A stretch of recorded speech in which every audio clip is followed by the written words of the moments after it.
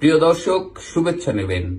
সচিবালয়ে আগুন দেবার ব্যাপারে আমাদের হাতে কিছু পিলে চমকানো তথ্য এসেছে। আজকে সেই সব তথ্য নিয়েই আপনাদের সাথে কথা বলবো। আমরা ইতিমধ্যেই জেনে গেছি যে 25শে ডিসেম্বর ছুটির দিন দিবাগত রাতে প্রায় রাত 1:50 সচিবালয়ের 7 নম্বর ভবনের 6, 7 এবং 8 তলায় হঠাৎ করে আগুন লেগেছে এবং এই আগুনের যদি কিছু ক্যারেক্টারিস্টিক্স আপনি দেখেন, যদি প্যাটার্ন আপনি দেখেন, আপনার শুরুতেই কিন্তু কিছু প্রশ্ন জাগবে মনে। যেমন এই ভবনের 2 সাইডে একসাথে আগুন লেগেছে। অনেকেই বলার চেষ্টা করছেন যে এটা বৈদ্যুতিক শর্ট সার্কিটের মাধ্যমে আগুনটা লেগেছে। যদি তাই হয় তাহলে একই সময়ে একই ভবনের 2 সাইডে কি করে আগুন লাগে? এটি একটি খুব বেসিক প্রশ্ন। এখানে পরবর্তীতে ফায়ার ব্রিগেডের গাড়ি এসেছে, প্রায় 18টা ইউনিট 10 ঘন্টা কাজ করে এই আগুন নিয়ন্ত্রণে এসেছে। কিন্তু ওইখানে উপস্থিত ছিল এরকম একটা সূত্র আমাকে বলেছে যে ফায়ার সার্ভিসের কিন্তু এই আগুন নিভানোর ব্যাপারে এক ধরনের ঢিলেমি লক্ষ্য করা গেছে শুরুতে, এবং এমনও হয়েছে যে আগুন লেগেছে ভবনে অথচ ফায়ার সার্ভিস পানি ছিটাচ্ছে অন্যদিকে। এটা কিন্তু স্পট থেকে একজন আমাকে জানিয়েছেন।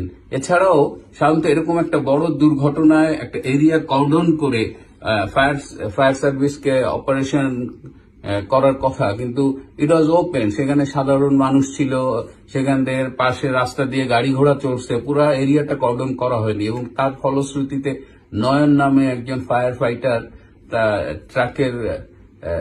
ট্রাকের সাথে সংঘর্ষে মারাও গেছে। তো এরকম একটা দায় সারা গোছের আগুন নিয়ন্ত্রণের চেষ্টা করা হয়েছে। কেন করা হয়েছে?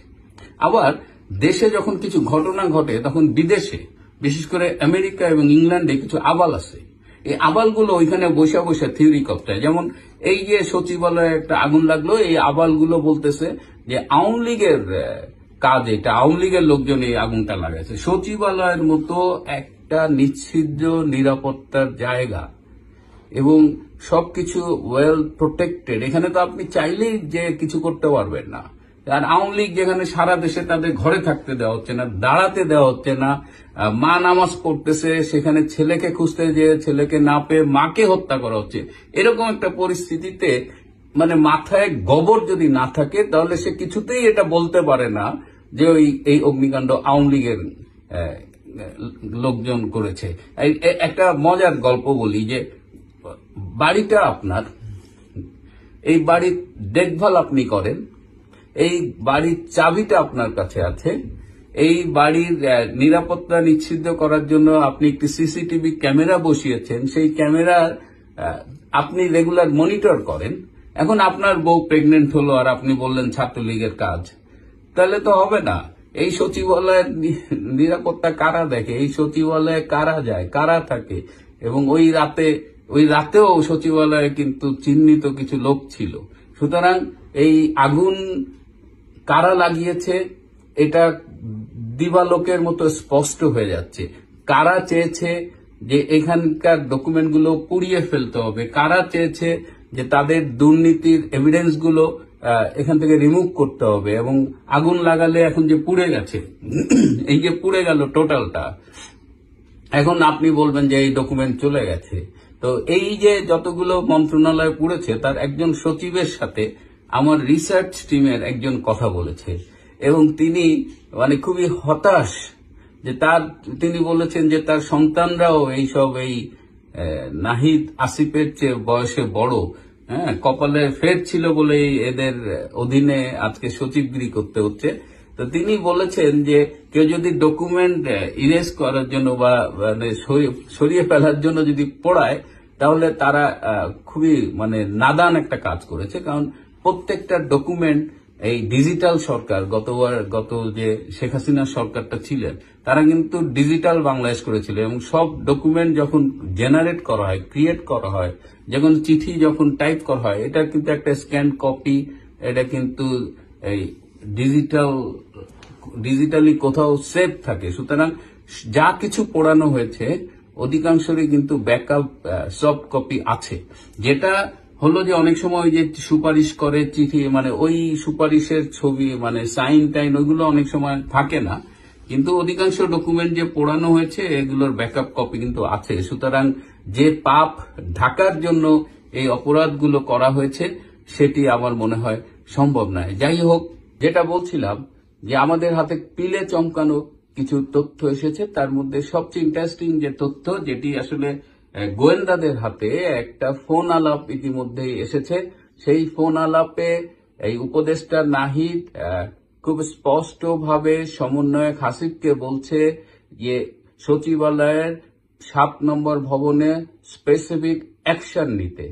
এই হাসিবকে আপনাদের নিশ্চয়ই মনে আছে, এই সমন্বয়ক হাসিব টেলিভিশনের একটি চ্যানেলে এসে বুক ফুলিয়ে বলেছিল যে তারাই অত্যন্ত সুপরিকল্পিতভাবে বিটিভি, মেট্রো রেল স্টেশন, সেতু ভবনে আগুন দিয়ে পুড়িয়ে ধ্বংস করেছিল। সেই হাসিবকেই এখানে উপদেষ্টা নাহিদ কাজে লাগিয়েছে সচিবালয়ের ভবনে আগুন লাগাতে, এবং এর সাথে আরো কিছু সমন্বয়ক জড়িত ছিল, যেমন সন্ত্রাসী সমন্বয়ক হাসনাত, সন্ত্রাসী সমন্বয়ক সার্জিস আলম, সার্ভিস বলে ফেলেছি, এই সার্জিস, এরা কয়েকজন জড়িত ছিল এবং এরা অত্যন্ত পরিকল্পিতভাবে তাদের এই পাপ ঢাকার জন্য এই কাজটা করেছে। এছাড়াও সচিবালয়ে আপনারা জানেন যে প্রশাসন ক্যাডার কিন্তু একটা আন্দোলনের মোডে চলে যাচ্ছিল, তো সেদিকে থেকেও দেশবাসীর দৃষ্টি ফেরাতে এই কাজটি একটা অ্যাডেড স্টেপ হিসেবে কাজ করেছে। সুতরাং আমরা বিশ্বাস করি এই যে নাহিদ, এই যে হাসিব, এরা যে অগ্নিকাণ্ডটা ঘটালো সচিবালয়ে, এটা টুডে অর টুমরো এটা তাদের কিন্তু বিচারের আওতায় আনা হবেই। আমরা দাবি করি যে এই সচিবালয়ের এই তদন্ত কমিটি করা হয়েছে, অনেকগুলো তদন্ত কমিটি করা হয়েছে আবার, এবং কিছু কিছু তদন্ত কমিটি দেখলাম যাদের ফায়ার, আগুন টাগুন এই সম্পর্কে কোনো ধারণাই নাই, কিন্তু একটা ঘটনায় এতগুলো তদন্ত কমিটি, এবং এই ফায়ারের বিষয়ে তো এক্সপার্ট হলো ফায়ার ব্রিগেড, এবং যারা আগুন নিয়ে কাজ করে, আগুন নিয়ন্ত্রণে, তাদের কিন্তু খুব বেশি উপস্থিতি এইসব কমিটিতে দেখি নাই, এবং তারা সংখ্যালঘু এইসব কমিটিতে। সুতরাং এই তদন্ত হোক, তদন্ত কি হবে, ইউনুস কি তদন্ত করবে, এই স্বৈরাচারী ইউনুসের 5 মাসের রেকর্ড তো আমরা দেখতেছি। সো এটা এবার এরা কি করবে না করবে, বা টুডে অর টুমরো আমরা কিন্তু এই যে ফোন আলাপটা গোয়েন্দাদের হাতে পৌঁছেছে, এই ইথারের একটা সমস্যা হলো যে ইথারে যদি একবার কিছু থেকে যায় এটা কিন্তু আর ইরেজ করা যায় না, সামহাও এটা কোনো না কোনো ফর্মে প্রিজার্ভড হয়ে যায়। সুতরাং এই ঘটনার বিচার হবে, নাহিদ হাসিবদেরও বিচার হবে। আমরা বরং জোর দাবি জানাই যে এই মুহূর্তে হাসিবকে গ্রেপ্তার করা হোক। আপনারা দেখেছেন সে কিন্তু ঘটনাস্থলে ছিল, এত রাতে ঘটনাস্থলে তার কি কাজ? মানে অপরাধী একটা না একটা এভিডেন্স রেখেই যায়, আর এরা তো একটা দেয়, এরা এত বেশি ওপেনলি এই এভিডেন্স গুলো রাখছে, এবং আজকে দেখেন হয়তো 2 দিন পরে নিজেরা স্বীকারও করবে টেলিভিশনে যে আগুনটা তারাই দিছিল। যাই হোক, আজ এ পর্যন্তই। ভালো থাকবেন, সুস্থ থাকবেন। যদিও বাংলাদেশে শারীরিকভাবে যাই হোক মানসিকভাবে সুস্থ থাকাটা ডে বাই ডে চ্যালেঞ্জিং হয়ে যাচ্ছে, এবং আমরা